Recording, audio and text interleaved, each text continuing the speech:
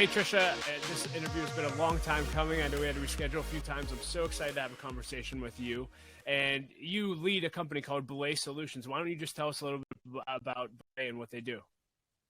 Yes, absolutely. Thanks for your patience. It's been such a anticipation to be here talking with you today, Doug. So thank you.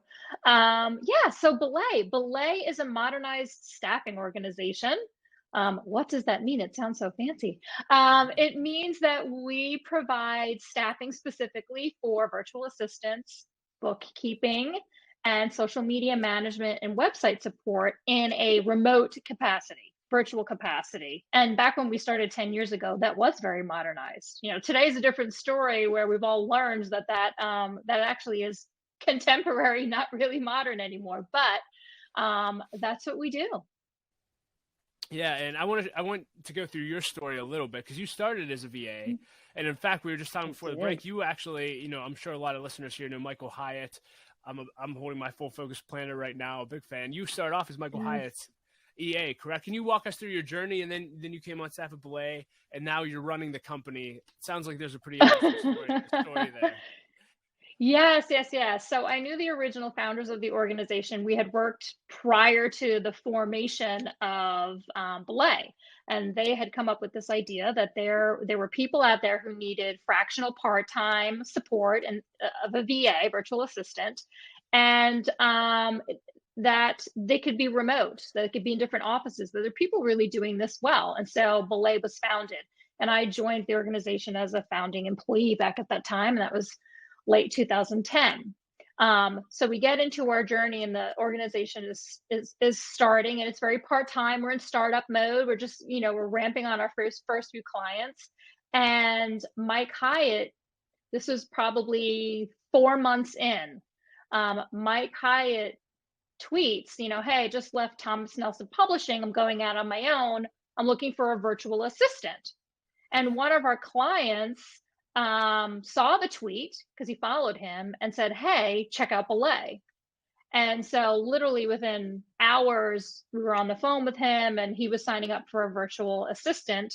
And then we said, gosh, we've got to give him the best virtual assistant. And so it was me. So they said, hey, who better? I had been an assistant for the owners and founders for years before Belay. Who better than you? And I said, absolutely, I would love to be Mike Hyatt's virtual assistant. So, there it began. And Mike and I started our relationship while I was still working as a founding employee for Belay. So I was doing both at the same time. Wow. So supported Mike for about 2.5 years while going through this journey as Belay was growing. And then eventually had to step out of that role and find him my replacement VA, who then was another Belay virtual assistant. And actually, still to this day, we support the Mike Hyatt organization, now full focus company, with virtual assistant support, 11, 12 years later. But I've learned a lot. It's been a great experience to actually sit on both sides of the table, to be a VA, and now, 12 years later, be the CEO of an organization that provides VAs, and I also have one. So it's come full circle. So that seems like, I guess from the outside, that seems like a pretty big jump from VA to CEO. I think if you looked at most organizations and you looked at a lot of VAs, you would say, hey, they're probably not going to be the next CEO. What was that journey like for you as a leader? Is that something that naturally progressed because you just kept taking on more and more leadership?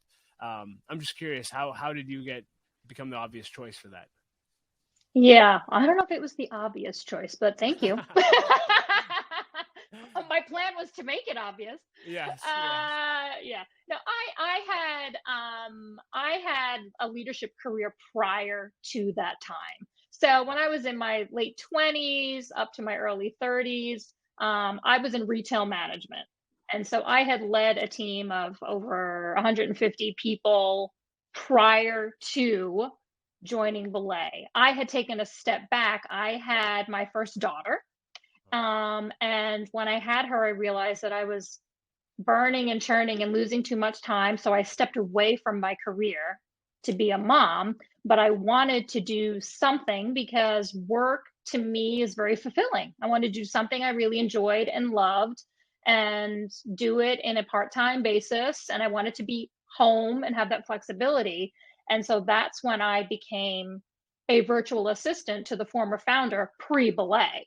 And so I worked as a virtual assistant. I had this background in management, but the idea was not to utilize it. I just wanted to focus on being a mom and do something that was fulfilling to me. So then, fast forward into Belay, my children start getting a little older. They're in school now. So I have a better portion of my day and time home where I can contribute more.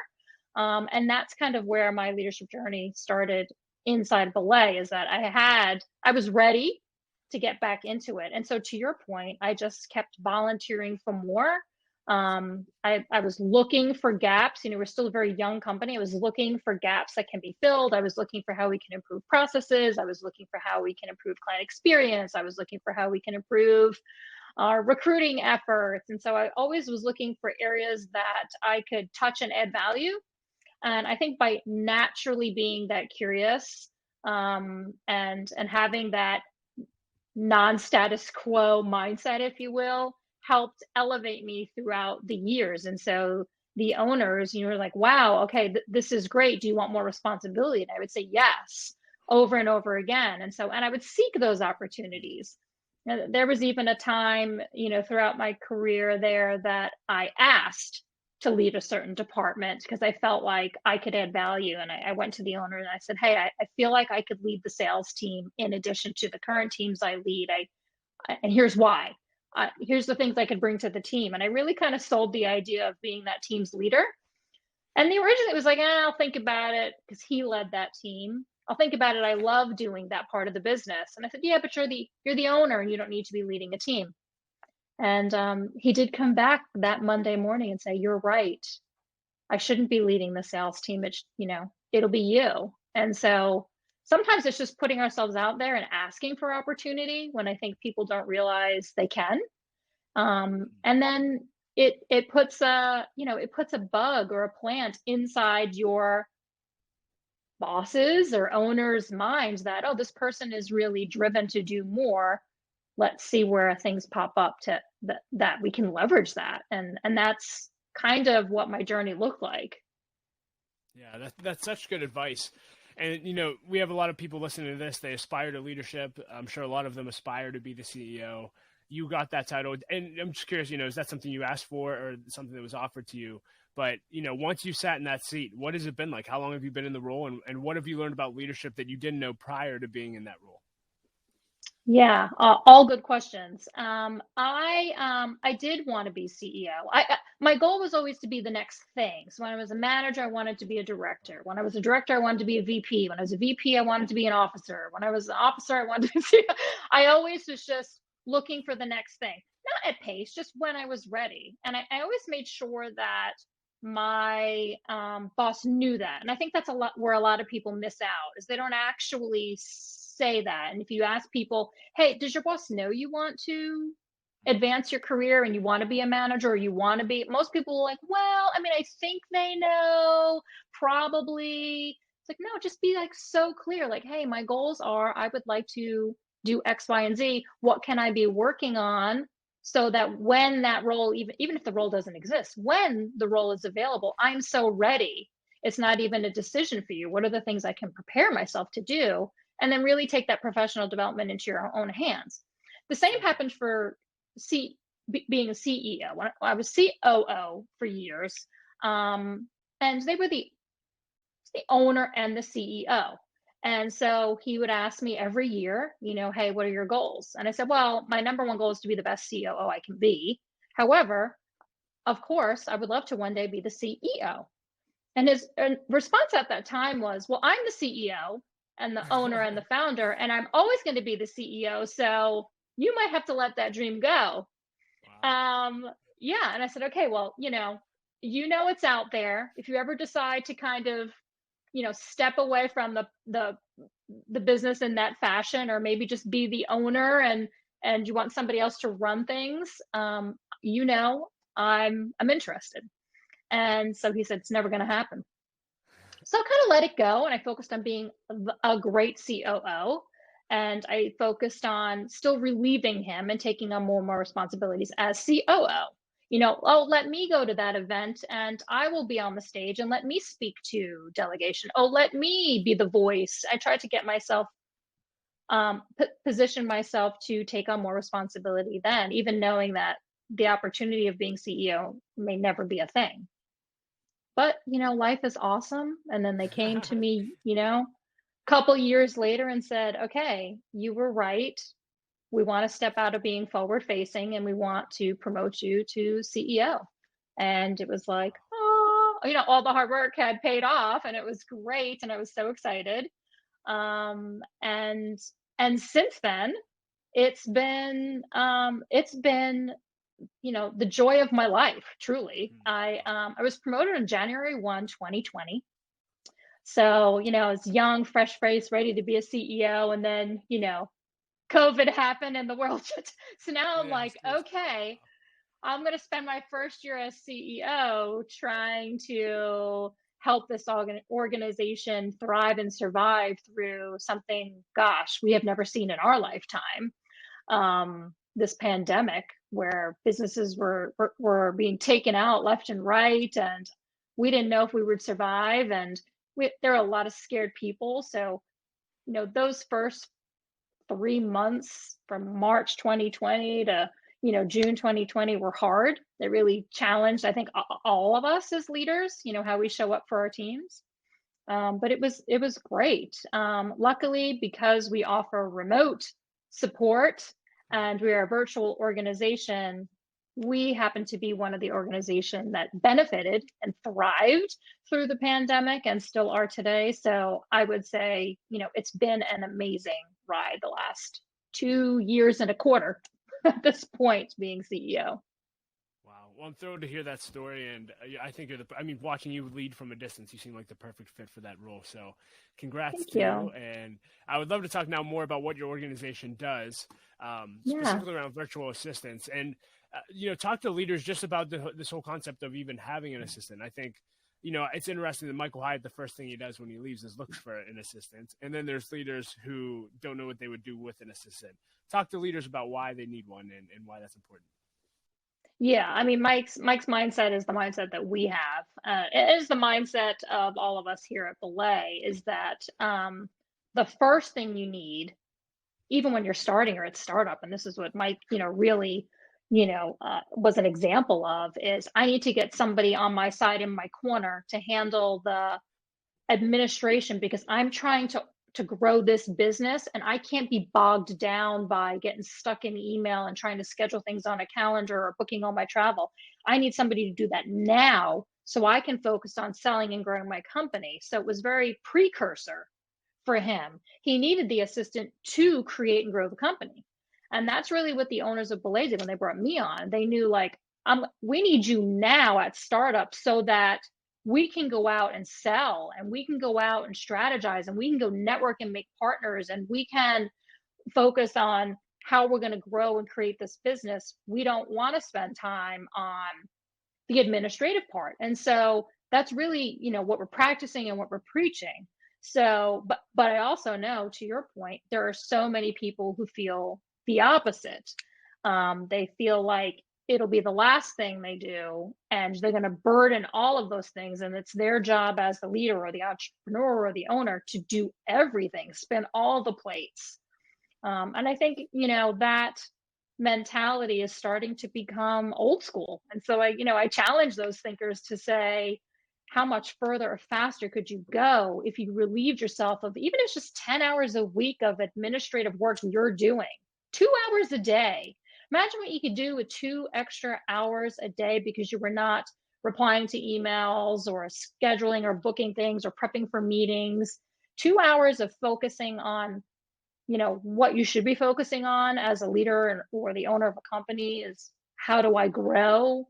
How do I focus on operational excellence? How do I hire and create great culture for my teams? Like, the things leaders should be focused on. And so I think the more that can be talked about, the more that what we do makes perfect sense because we view ourselves as the people giving you your time back at work so you can focus on your business, and we'll handle the back end of things.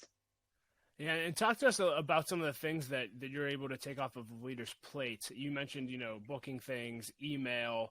I think people will be surprised. And I am curious, how often do you also manage leaders' personal lives as VAs? Is it all just business, or do you also start to get involved with their family calendar, et cetera? What are some things you take off? Yeah, both. I mean, a lot of it depends on someone's comfortability. I mean, for me, my virtual assistant does both. She helps me with my personal life and my work life. It's all one calendar. In my opinion, you're not two different people. I'm not work Tricia and personal Tricia. I'm just me. And so I have one calendar that overlays my personal and my work life together. And so I need her to see in all of it so she knows how to coordinate my time and how to set my priorities. She knows when she can book things and when she can't. So calendaring is a big one for me.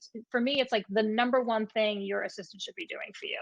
All the communicating and the meeting planning and the invitations and the Zoom links and all the things that go into meeting planning off the plate. Email, of course, like we mentioned, is a huge one. It's the hardest one to get right because there's so many variations of how you can share inboxes. But to me, it's also a huge one to let go of. It was actually the first thing Mike Hyatt delegated to me when he brought me on as his VA. He said, okay, the first thing I want you to do is take this inbox. And Mike is getting, thousands of emails a day. He's like, I want to handle 5% of the email, and I want you to handle 95% of the email. That was the goal. And so we worked towards that end by using a lot of templating that he created here. He spent a lot of time preparing me by saying, here's 30 email templates. And if you follow Mike, he has them now on blogs and different things. Here's a bunch of email templates you have access to so you can reply on my behalf because you know exactly what I would say, because I don't want you to keep asking me, what should I say? What should I say? And so the prep was huge. So email, definitely. Travel and meeting prep, also huge. Meeting prep can be a lot of things. It can just be the creation of an agenda or, soliciting agenda items from a team, or it could be creating of a PowerPoint because you need a presentation for the meeting, or there's a whole bunch of things that can go into meeting prep. If you're a leader, you're in meetings. If you're not, please tell me how you're doing that, right? So Yes. meeting prep is meetings, and meeting prep is a lot of time. And also I have my assistant on a lot of my key meetings with me because she's taking note taking, action items, and then follow up of all those action items. I found the busier I get, the follow up part of things becomes hard. You lose track of a lot of actionable things we said we were going to do. So I use my assistant to be like my living task list action item coordinator. So she's tracking those things down on my behalf and say, hey, in last week's meeting, Miss, VP of HR, we said we were going to XYZ. Can you share an update? Like, she will help facilitate getting me updates on things, so she's facilitating communication on my behalf. So those are some great ones. Yeah. And then travel. Yeah, and if someone's intrigued or interested, but they've never taken it because it seems like an overwhelming process, this is what I think is beautiful about Belay. How can people actually go about finding an EA? Do you post on Indeed? Do you use a service like Belay? Do you do virtual? Do you do in person? What would you recommend for finding a great VA? I think you all have a great process. Yeah, thank you. Well, if you're not going to use Belay for your VA, and if you decide to, check out our website. But otherwise, what I would say is the first place I would go to would be Indeed. Indeed is an awesome platform with great talent. We leverage it as Belay, and I've leveraged it personally.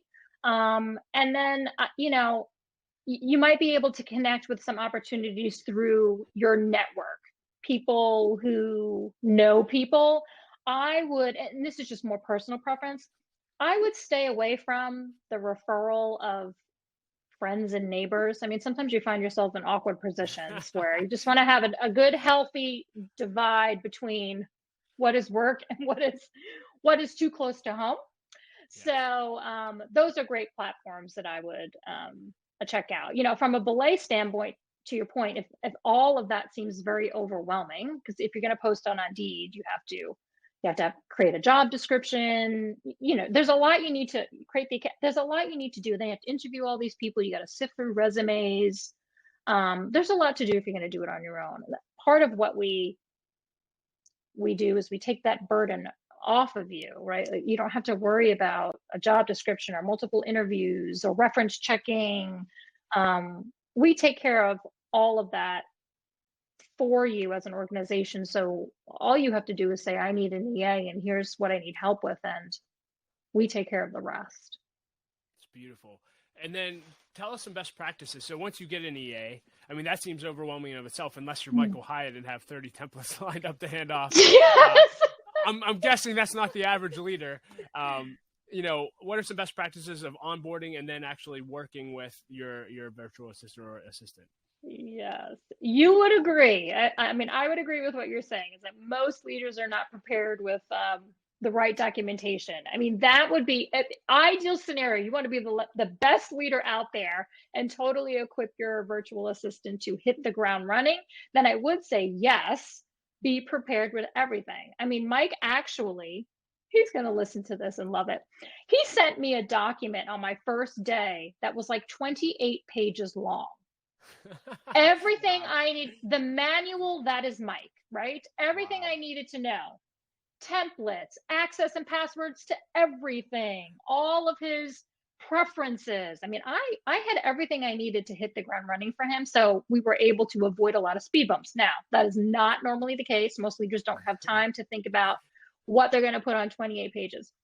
But we will give that to you as you start with Belay. We will give you a templated training plan to help you get started, and your virtual assistant can help you kind of document your preferences, document your travel information, so that you can start creating that living document that you can take with you anywhere. But truly, once you get started, the keys are in the beginning, just like any new employee, which I think most people don't realize this, you just have to invest the time. There's onboarding and training time involved. It's not plug and play. If you were going to hire, a brand new IT administrator or whatever, you would have to train them and onboard them into how they're going to do their job. And the same is true for your virtual assistant. You need to train them on you need to train them on systems they're going to need. You have to train them on your preferences. And so that investment of time up front is crucial for the long-term success of the relationship. So, and the quicker you'll feel the reward. So I think, you invest in the beginning, the first 30 days, and you invest in teaching your virtual assistant how you like things, to be honest, what your preferences are. I'm a morning person. I'm a night person. A quick response is important. Details are important. When I delegate something, here's how I want it, when I want it. All of those things transparently being put out there in the beginning are the best things you can give your virtual assistant to meet your expectations. They can't meet expectations they don't know exist. And so be clear on what it is you hope to get out of the relationship and how you would like them to work and operate for you in the beginning, and then correct those things all along the way with a constant open feedback loop, just like you would with any employee. And I think you're set to have a great relationship.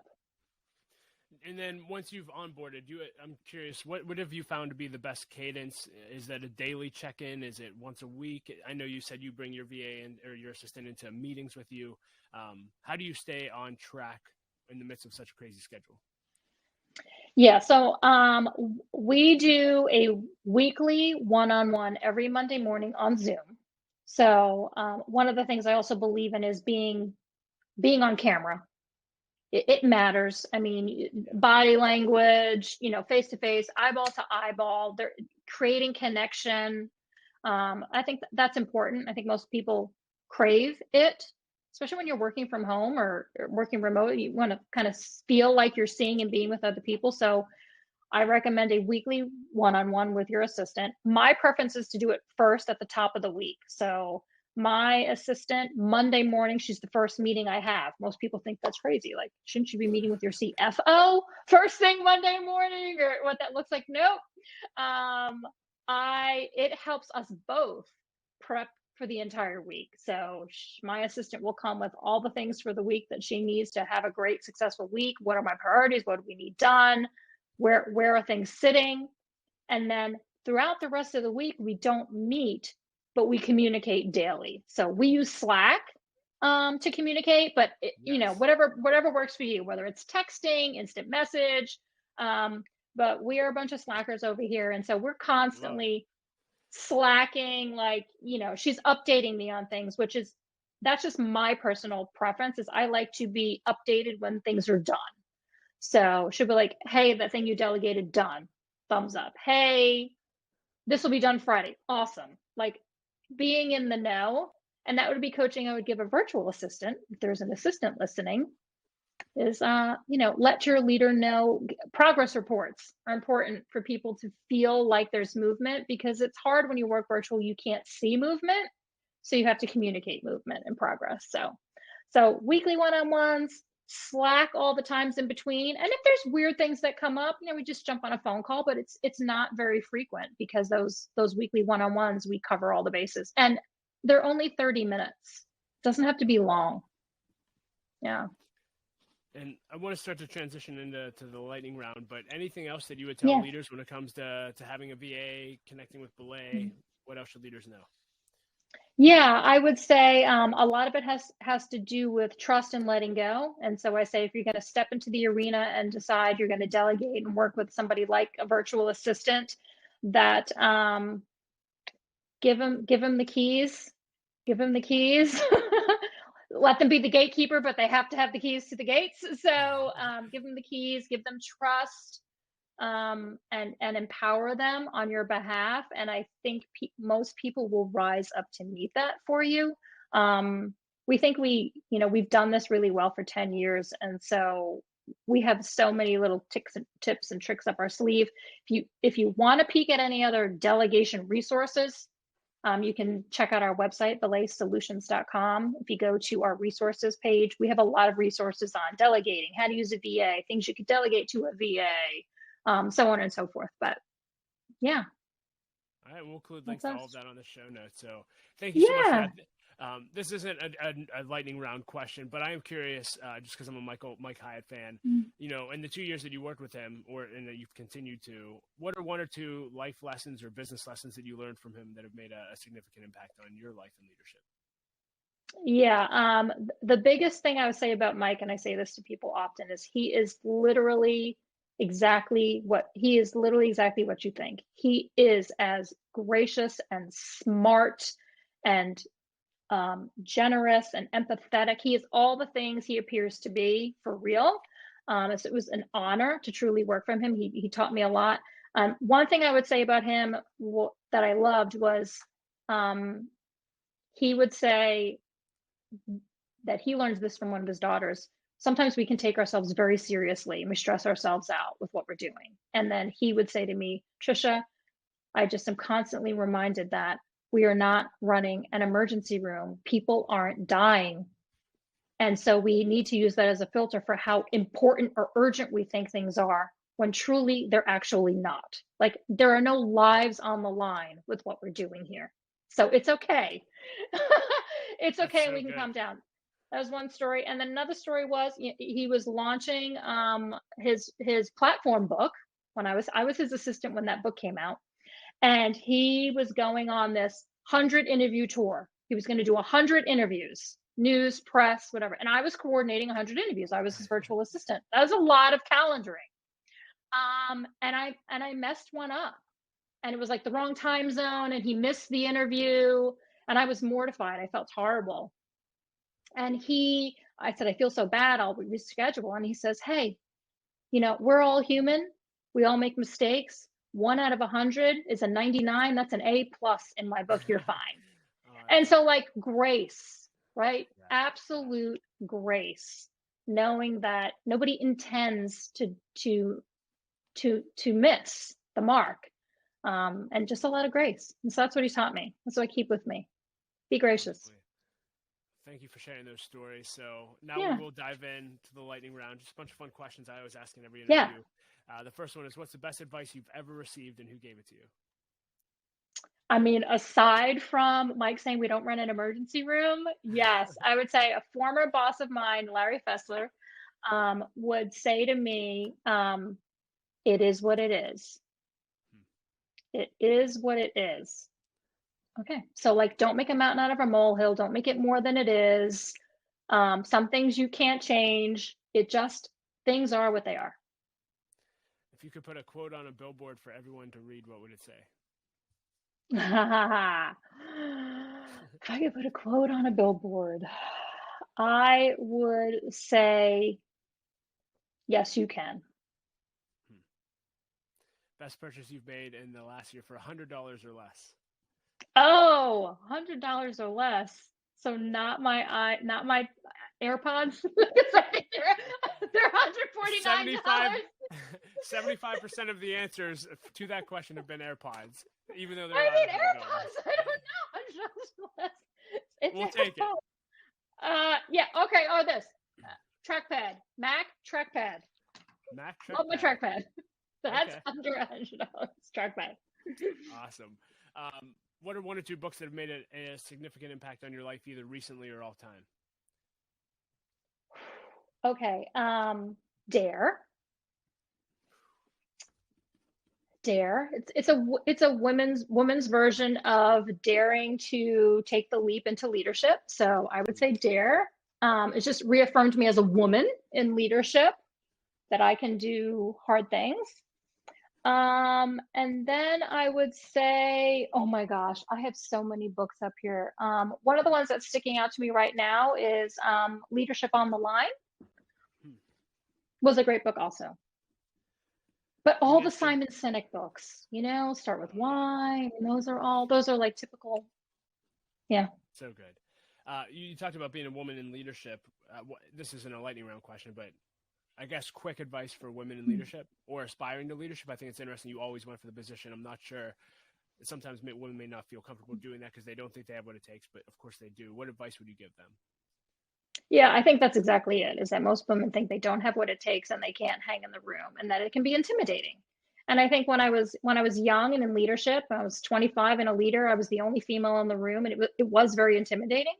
But my advice is that we have everything, we have all the tools inside of us that any gender person would have. It's just a matter of letting them out and just being confident in knowing ourselves. I think that women just can live in places of insecurity and you just have to believe in yourself. And I think that, believing in yourself and knowing you can, I mean, truly know you can, your self-talk, know you can. The more I tell myself I can, the more I know I can.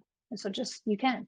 That's why my billboard is going to say, yes, you can. Love it. I love it. I love it. So good. You've gotten to spend time and get to spend time with a lot of high quality, high impact leaders. I'm curious, when you get a one-on-one with a great leader, is there a specific question that you always ask no matter what in the meeting? Um, I don't know that there's a specific question, but I always want to know what is their, biggest tension point. What is the thing that keeps them awake at night? 99% of the time, okay, maybe that's exaggerated. Most of the time, it has everything to do with people. Hmm. It's the human resources part of the business. It's HR or sales. I think keep most leaders up at night, or entrepreneurs. How are we going to grow more? How are we going to sell more? And how do I lead these people? What's your biggest leadership pet peeve? Lateness, being late. Really? Wow. Late. Yes, I'm an on-time girl. We actually have a guiding principle at Belay that says we start on time. I love it. What are your values? And the team has some stories about me. There's been a couple people that have been like 2 minutes late and they get shamed. But yeah, I believe, time's important, so be on time. What's something you've done in your life, maybe crossed an item off your bucket list that you think everyone should experience before they die? Oh gosh, that's a good one. take an awesome vacation with your children alone. Like you and your child, like just you, me and my daughter, just Hmm. the two of us. I love that. Is there anything left on your bucket list? I'm sure there's a lot, but is there one I, thing I have a you lot left on my bucket list. Yeah, my give us bucket one or list two is items? all, I know it's all travel stuff. I mean, I just want to see so many things I haven't seen. And so I just want to see the world, you know. I want to go to the French Polynesian. Okay. I want to go to Bora Bora, Tahiti. I just want to see that beautiful place. I want to go there. And I also have some places I want to, visit in Europe. I'm Italian. I've never been to Italy, and I want to go. So my bucket list is all places I want to go. Not that I used to have skydiving on my bucket list, but now I have a fear of heights, so we've removed that. I can't That's do funny. it. So I when did you missed the discover you had a window. fear of heights? Yeah. I know, probably when I turned 40. All of a sudden, I woke up one day when I was 40, and I was like, you know what? It's scary to be this high up. I don't like it. That's I hilarious. don't know. Yeah, it's just like my mortality hit me at that point in time, and now I can't. Now I don't have no desire to jump out of an airplane. um, if you could go back and have coffee with yourself at any age, what age would that be, and what would you tell that version of Tricia that would make a significant impact if you would have listened? Oh gosh, I would go back to my. There's a couple ones. Okay, I'd go back to like my 25-year-old self and tell me to stop being a me monster. Wow. Say more about that. A mean Yes. monster. A me What do you mean? monster. Yeah. I mean, 20, in my younger 20s, like my frame of reference and everything was like what was good for me, Oh. what I wanted. I was so internally focused. I think it's a lot Hmm. of young people, right? And I have teenagers Yeah. now, so I get this, but like, very focused on me. Never really paid too much attention to like people around me. I learned that as I matured that it's not all about you, Hmm. and so that's what I would tell myself. This is not all about you. It is, look around you. That's what I would tell my 25-year-old self. When you first said it, I thought you said mean, MEAN monster, and I was like, wow, Oh, were you like this terrible mean person? Anyway. well, I used to be a meaner leader when I was younger. I think that Hmm. that's part of a lesson too, is as I matured in my leadership, you know, I've learned that you can have success and drive results and hold people accountable without being so abrasive. You don't have to be abrasive to do all those things. You can actually be extremely kind and fun and funny, and also hold people accountable and get great results. You don't have to be a tyrant. You don't have to be slamming your fist on the table, kind of. You don't need power to have influence. And I think when we're young, we think we need power is influence, but it's not. Influence is separate from power. So good. As we close, anything else you want to leave leaders with today?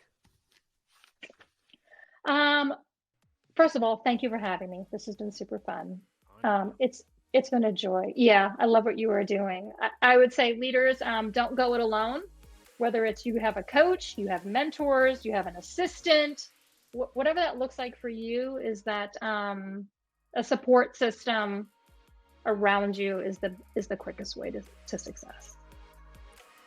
Well, Tricia, thank you for the conversation. Thank you for all the leaders your company helps on a daily basis. You're helping change the world one leader at a time, and hopefully we'll get to do this again sometime.